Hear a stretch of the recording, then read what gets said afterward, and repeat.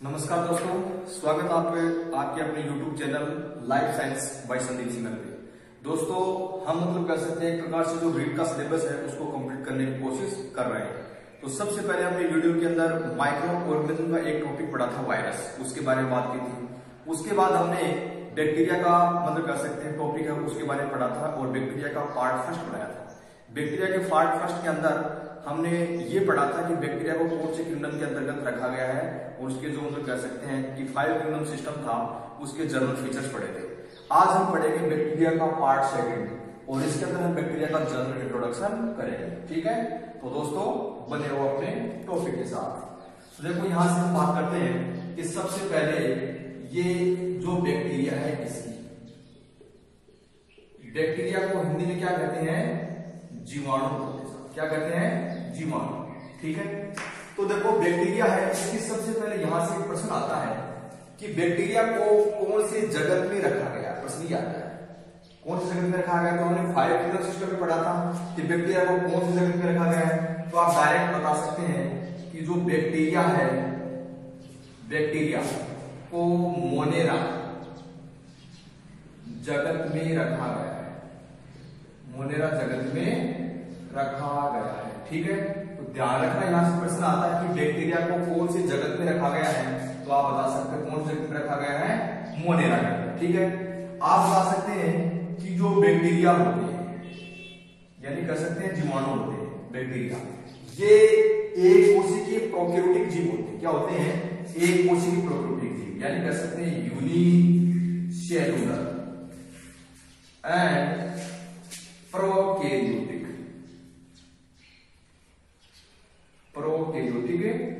जीव होते हैं। तो दो बात ये ध्यान रखना कि एक तो बता सकते हैं कि बैक्टीरिया को मोनेरा जगत में रखा गया है, दूसरा आप बता सकते हैं कि बैक्टीरिया एक यूनिसेलुलर यानी एक कोशिकीय प्रोकैरियोटिक जीव होते हैं, यानी इसका शरीर वो एक कोशिका से मिलकर बना होता है। ठीक है, तो ये जिसके जनरल कह सकते हैं फीचर है, आप इसको याद रखना, ध्यान रखना कि ये कोशिकीय प्रोकैरियोटिक जीव है। ठीक है, आगे हम बात करते हैं कि बैक्टीरिया की खोज की।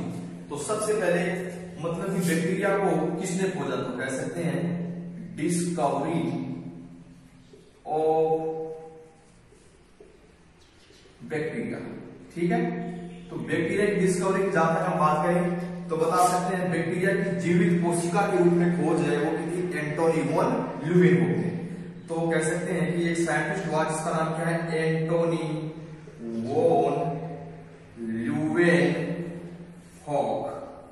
इन्होंने सबसे पहले बैक्टीरिया को जो कह सकते हैं जीवित कोशिका होती है, जीवित कोशिका के रूप में इसको देखा था। एंटोनी वॉन ल्यूवेनहॉक ने क्या किया कि इन्होंने एक प्रकार से स्वयं के यानी खुद के दांतों के मैल में, स्वयं के दांतों के मैल में जीवाणु को देखा था और उन्होंने इसको नाम दिया था कि वो क्या है आपका? Animal cube. क्या नाम है? Animal cube. तो याद रखना, डिस्कवरी ऑफ बैक्टीरिया यानी जीवाणु की खोज के बारे में सबसे पहले इसकी खोज किसने की थी? एंटोनी वॉन ल्यूवेनहॉक ने। इन्होंने इसको जीवित कोशिका के रूप में खोजा था। बता सकते हैं स्वयं के दांतों के मैल में इन्होंने इसको देखा और इसको नाम क्या दिया? Animal cube. क्या नाम दिया? Animal cube. याद रखना है। ठीक है, उसके बाद आप बता सकते हैं कि जो जीवाणु नाम है, यानी कह सकते हैं बैक्टीरिया नेम गिवन बाय, जीवाणु नाम किसने दिया? तो आप बता सकते हैं जीवाणु नाम सर्वप्रथम किसने दिया? ठीक है, तो आप कह सकते हैं दो साइंटिस्ट हैं, एक तो बता सकते हैं एफ.जे. कोहन और दूसरा बता सकते हैं इहरेनबर्ग। ठीक है, तो ये दो साइंटिस्ट हैं कि जीवाणु नाम किसने दिया? आप बता सकते हैं एफ.जे. कोहन और इहरेनबर्ग। ठीक है, आप इसके बारे में और डीप जानना चाहिए तो आप बता सकते हैं एक साइंटिस्ट हुआ जिसका नाम है बर्गे। उन्होंने सबसे पहले इसको प्रोसोफाइटा समूह के अंदर रखा गया था, लेकिन वो आपकी काम की चीज नहीं है। नीट के अकॉर्डिंग हम पढ़ रहे हैं तो कह सकते हैं जनरल इंट्रोडक्शन की discovery of bacteria Antony von Leeuwenhoek ने जीवित कोशिका के रूप में स्वयं के दांतों के मैल में इसको देखा था। एनिमल क्यूब उसको कहा था। जीवाणु नाम सर्वप्रथम किसने दिया था? एफ.जे. कोहन तथा इहरेनबर्ग। ठीक है, अब हम बता सकते हैं कि सेल के आधार पर जो बैक्टीरिया होते हैं वो 4 प्रकार के होते हैं। कितने प्रकार के होते हैं? 4। अब हम बात करेंगे उसकी। तो देखते हैं ये 4 टाइप कौन कौन से हैं। कि शेप यानी हम लोग कह सकते हैं आकार के आधार पर जो बैक्टीरिया होते हैं वो कितने प्रकार के होते हैं, 4। तो बैक्टीरिया को मतलब कह सकते हैं शेप। शेप का मतलब क्या होता है, आकार। आकार के आधार पर इसको हम 4 भागों में बांट सकते हैं। कितने भागों में, 4। तो बैक्टीरिया के मतलब कह सकते हैं आकार के आधार पर क्या प्रकार है वो हम बात करते हैं, बैक्टीरिया के आकार। ठीक है, तो इसके 4 पार्ट कौन कौन से हैं उसकी बात करते हैं। तो सबसे पहले आप बता सकते हैं यहां पर एक टाइप होता है इसका कोकस। क्या बोलेंगे, कोकस। कोकस वाले जो बैक्टीरिया होते हैं उसका जो आकार होता है आप बता सकते हैं ये होता है गोलाकार। कैसा होता है, गोलाकार। और इसका एग्जांपल बता सकते हैं डिप्लोकोकस, डिप्लोकोकस न्यूमोनी। क्या बताएंगे, डिप्लोकोकस न्यूमोनी। ठीक है, यानी कह सकते हैं कोकस जो बैक्टीरिया होते हैं वो कैसे होते हैं, गोलाकार। एग्जांपल क्या बताएंगे आप, डिप्लोकोकस न्यूमोनी। ठीक है, उसके बाद आप यहां पर बता सकते हैं दूसरा जो इसका टाइप होता है बैक्टीरिया का आकार के आधार पर होता है बेसिलस। बेसिलस टाइप की। तो बेसिलस मतलब कह सकते हैं कैसे होते हैं, आप बता सकते हैं छड़ाकार होते हैं।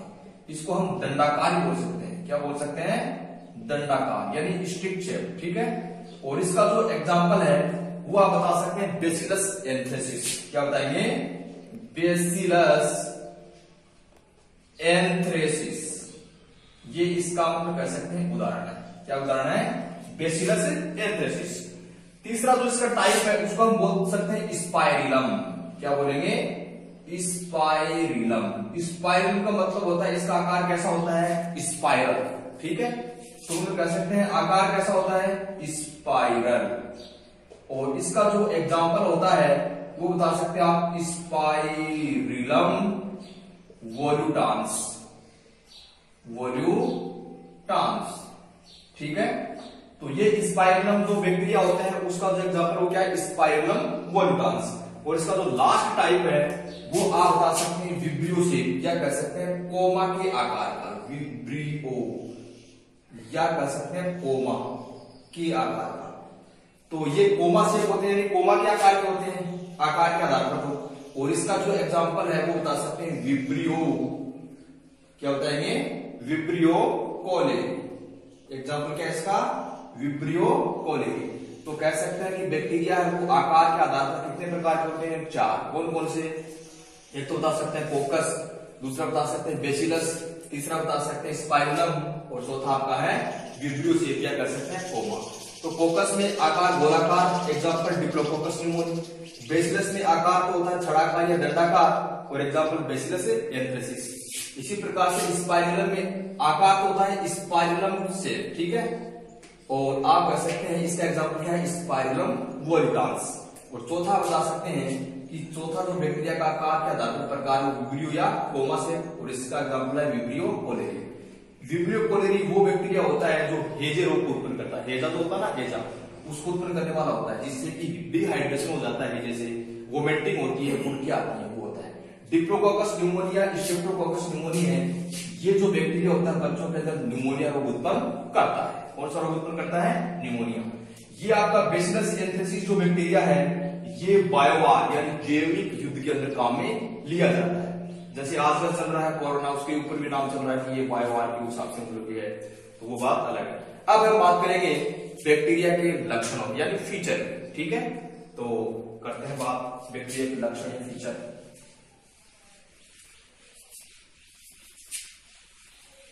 बैक्टीरिया के लक्षण या फीचर। अब हम बनाएंगे इसका एक डायग्राम। बैक्टीरिया का लक्षण या फीचर को पढ़ने से पहले हम एक डायग्राम बनाएंगे। ठीक है, क्या बनाएंगे, देखो दोस्तों यहाँ पर ये आपका जो बैक्टीरिया का डायग्राम है, इस बैक्टीरिया के डायग्राम से सारे जो मतलब कर सकते हैं इसके जो करेक्टर होते हैं या कह सकते हैं लक्षण होते हैं उसकी हम बातें करेंगे। ठीक है, तो सबसे पहले देखो बैक्टीरिया को देखने के बाद हमें पता चलता है कि बैक्टीरिया किस प्रकार से कुछ दिखाई देता है, उसकी शेप ऐसी होती है। देखो तो यहाँ पर सबसे पहले हम बैक्टीरिया की जो आउटर सरफेस होती है या कह सकते हैं बाहरी संरचना होती है उसकी बात करते हैं।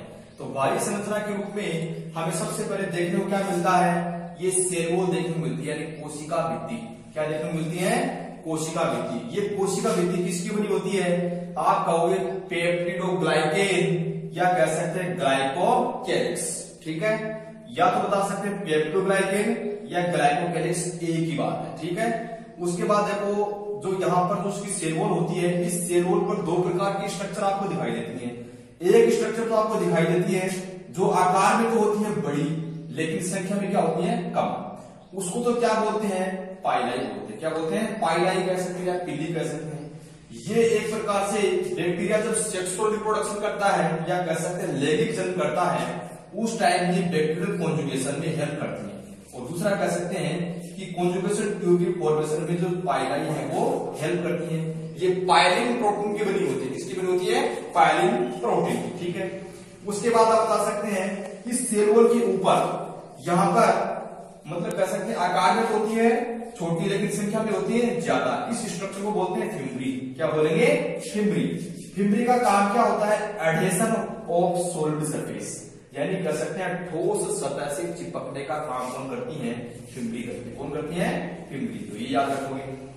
उसके बाद हम बैक्टीरिया के अंदर की तरफ अगर हम देखें तो देखो यहाँ पे हमारे को ये तो है आपकी सेल वॉल, और ये क्या है? मतलब कह सकते हैं सेल मेम्ब्रेन। तो सेल वॉल और सेल मेम्ब्रेन के बीच में हमें एक स्पेस दिखाई देता है। क्या दिखाई देता है? एक स्पेस दिखाई देता है। इस स्पेस को बोलते हैं पेरीप्लाज्मिक स्पेस। क्या बोलेंगे? Periplasmic space. इस स्पेस के अंदर डाइजेस्टिव एंजाइम पाए जाते हैं जो यूकेरियोटिक सेल के लाइसोसोम के समवर्ती अंग होते हैं। समवर्ती क्या होते हैं? जो हम कह सकते हैं जिनका कार्य तो क्या होता है? समान, और जिनकी उत्पत्ति क्या होती है? अलग अलग होती है, ठीक है। अब देखो इस स्पेस के नीचे अगर हम देखें तो हमें क्या दिखाई देता है? सेल मेम्ब्रेन दिखाई देती है। क्या दिखाई देती है? सेल मेम्ब्रेन, जो किसकी बनी होती है? लाइपोप्रोटीन। लाइपोप्रोटीन का मतलब क्या होता है? लाइपो का मतलब होता है लिपिड और प्रोटीन का मतलब होता है प्रोटीन, ठीक है। तो कह सकते हैं सेल मेम्ब्रेन किसकी बनी होती है? लाइपोप्रोटीन।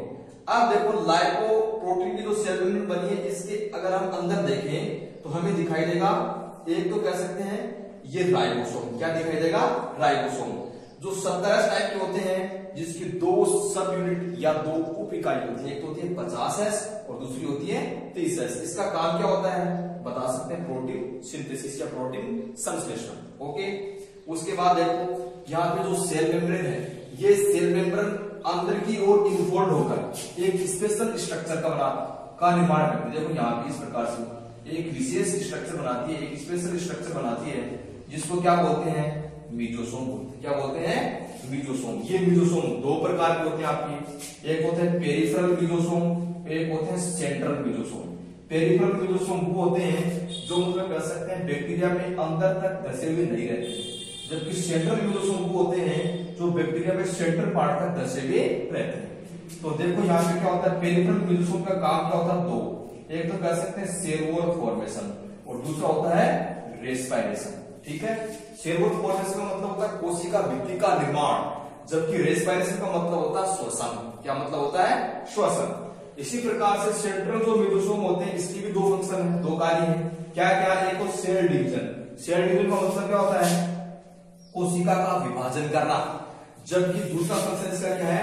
डीएनए रेप्लिकेशन, यानी डीएनए की प्रतिकृति बनाना, ठीक है। तो ये आपकी मीजोसोम है। यहाँ से फर्स्ट पीरियड के अंदर 2016 के अंदर प्रश्न आया था कि मीजोसोम का क्या फंक्शन है, ठीक है। तो यहाँ पे आप बता सकते हैं cell wall formation, respiration, cell division और कह सकते हैं डीएनए रेप्लिकेशन, यानी कोशिका भित्ति का निर्माण, श्वसन, कोशिका विभाजन और डीएनए प्रतिकृति, ओके। उसके बाद हम बात करते हैं यहाँ पे इसकी जो एक आउटस्पेस जो मैंने बताई थी, यहाँ पे आप बता सकते हैं कि एक चाबुक जैसी संरचना पाई जाती है, जिसको बोलते हैं फ्लेजिला। क्या बोलेंगे? फ्लेजिला। इस फ्लेजिला के तीन पार्ट होते हैं, एक तो होता है इसका बेस, एक होता है हुक और एक होता है फिलामेंट। और जो फ्लेजिला किसकी बनी होती है? फ्लेजिलिन प्रोटीन की। और इसका काम क्या होता है? लोकोमोशन। लोकोमोशन का मतलब क्या होता है? मूवमेंट, यानी गति करना एक प्रकार से, ठीक है। अब देखो यहाँ पे अब आप आगे बता सकते हैं कि जो आपका बैक्टीरिया होता है, इस बैक्टीरिया के अंदर की तरफ दो स्पेशल स्ट्रक्चर प्रेजेंट होते हैं। एक तो बता सकते हैं यहाँ पे इसका डीएनए। ये डीएनए कैसा होता है? Necked DNA. नेक्ड डीएनए का मतलब क्या होता है? नंगा डीएनए, यानी जिसके चारों कोई बाउंड्री प्रेजेंट नहीं। ये इसका केंद्र की होता है, एक प्रकार से आभासी केंद्र, जिसके तीन नाम है: जीनोफोर, न्यूक्लियोइड और प्रोक्रोमोसोम। ठीक है, तो यहां से काफी बार प्रश्न आया है कि प्रोकैरियोटिक कोशिका में जो जीवाणु होता है उसके केंद्र को क्या कहते हैं, तो आप बता सकते हैं जीनोफ्लोर, न्यूक्लियोइड या प्रोक्रोमोसोम। ओके, उसके बाद देखो यहां पे हम बात करते हैं कि बैक्टीरिया के अंदर सर्कुलर डबल स्ट्रैंड डीएनए यानी एक एक्स्ट्रा मतलब कह सकते हैं डीएनए प्रेजेंट होता है, उसको क्या बोलते हैं, प्लाज्मिड। ये वेक्टर का काम करता है, किसमें, रिकॉम्बिनेंट डीएनए टेक्नोलॉजी में इसका काम करता है वेक्टर का। ओके, उसके बाद बात करते हैं यहाँ पे कि बैक्टीरिया के अंदर फॉस्फेट और वोल्यूटिन ग्रेन्यूल्स भी पाए जाते हैं। तो दोस्तों ये आपका मतलब कह सकते हैं बैक्टीरिया है, जितने भी मतलब कह सकते हैं नाम देखिए उसके फंक्शन भी मैंने यहाँ पे मेंशन किए हैं। अब हम बात करेंगे बैक्टीरिया का मतलब कह सकते हैं नेक्स्ट जो पार्ट होता है उसके। ठीक है, तो देखते उसके बारे में। तो बैक्टीरिया के ऊपर एक क्वेश्चन बनता है, वो आपका क्वेश्चन ऑफ द डे है, और वो क्वेश्चन क्या है, वो क्वेश्चन ये कि पिछली बार वीडियो के अंदर एक क्वेश्चन आया था, मैं आपको बताऊं कि प्रश्न ये था कि प्रथम एंटीबायोटिक जो कवक से प्राप्त हुई थी उसका नाम क्या था, तो उसका तो नाम आप बता सकते हैं, क्या नाम था, पेनिसिलिन। क्या नाम था, पेनिसिलिन।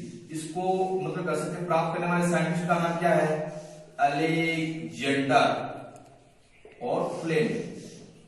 क्या नाम है, अलेक्जेंडर फ्लेमिंग। और किससे प्राप्ति हुई थी ये, पेनिसिलिन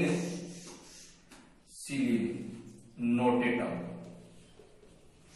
क्या नाम है, पेनिसिलिन नोटेटम।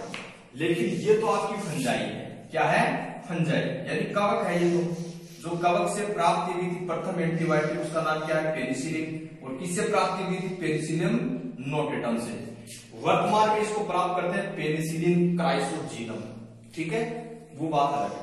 अब देखो यहाँ पे प्रश्न आपकी ये है कि बैक्टीरिया से यानी कह सकते हैं कि जो जीवाणु है बैक्टीरिया से प्राप्त की गई प्रथम